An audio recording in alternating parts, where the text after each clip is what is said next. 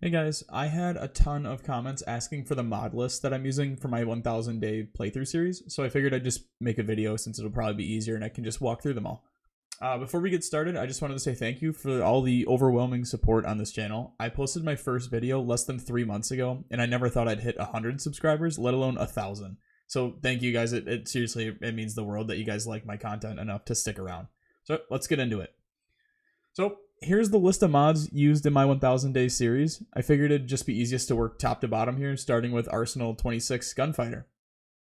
Basically, Arsenal 26 is used in conjunction with Britas weapon pack, and it does things like enables hotkeys for shooting, ejecting magazines, reloading, all that fun stuff. It also adds things like ammo canisters, some cool gun cases, and allows you to use different things on guns like a double stack mag on a pistol. Next, we have mod options.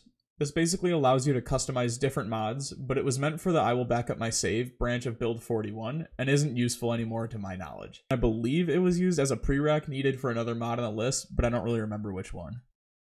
Third, we have better sorting. Basically, just a ton of items in the game are labeled as item, and this mod organizes them by types like cooking, crafting, all that kind of stuff. It's super useful. Fourth on the list, we have book collection. This mod renames the skill books to volumes, which helps me keep track of which ones I already have or which ones I still need. It also works in tandem with that better sorting mod just mentioned. And yeah, again, another useful mod if you're someone like me who struggles with kind of keeping track of everything. Next up, I have the bow and arrow mod. Basically, it just adds the ability to craft bows and arrows based on resources from foraging and other survival traits. I've yet to actually use this in any playthrough, but it sounded pretty cool, so I threw it on. After that, we have Brita's armor pack. Brita is one of the most well-respected modders in the PZ community, and I think everyone should use the armor and the weapons packs in all of their playthroughs. This mod adds a bunch of different armor sets like the military helmets, bulletproof vests, headsets, night vision goggles, basically anything that would make your character even more badass. Next, we have the Katana mod, and it does exactly what you think it would do. It adds a katana melee weapon to the game. Haven't found this one yet in my playthrough, but I'm really excited to one day find one because it's going to be awesome. Next up, we have my personal favorite, the More Traits mod. Again, pretty self-explanatory. It simply adds a ton more traits to the character creation menu of the game. There's some cool ones if you're looking for a challenge like Broken Leg, and it overall just adds more depth to the playthrough, and I use it in every single game. After that, we have the Repair Any Clothes mod.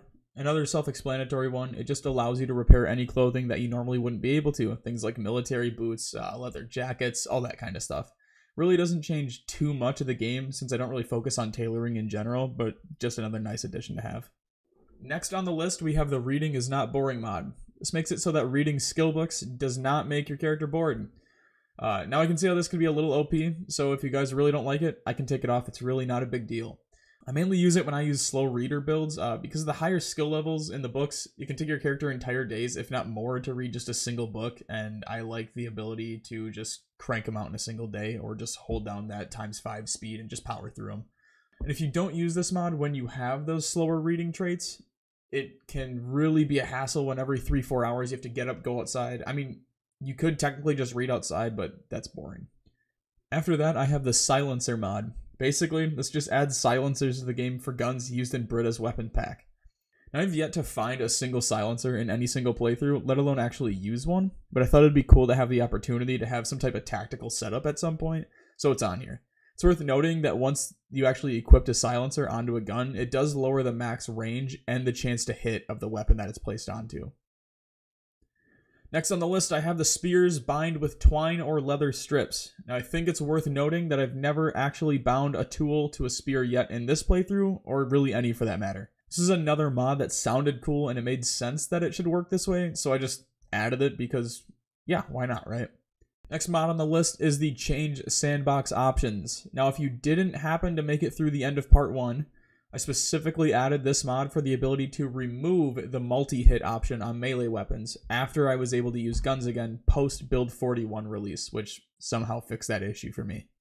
This mod is now removed from the playthrough and will not be used going forward. It was strictly for that specific mention. Probably everyone's favorite mod, it's definitely the king in the Project Zomboid community. Brita's weapon pack is arguably the best mod in the game. Honestly, I wouldn't be surprised if it was the most used mod in the game. I haven't met a single person who doesn't love this mod. It adds hundreds of guns to the game and thousands of attachments, different mags, bullet types, anything like that. If you're playing vanilla, there's basically one type of gun for each category, right? So there's a pistol, a semi-auto rifle, a hunting rifle, and a shotgun. With Britas weapon pack, you get hundreds of rifles from full auto to single fire.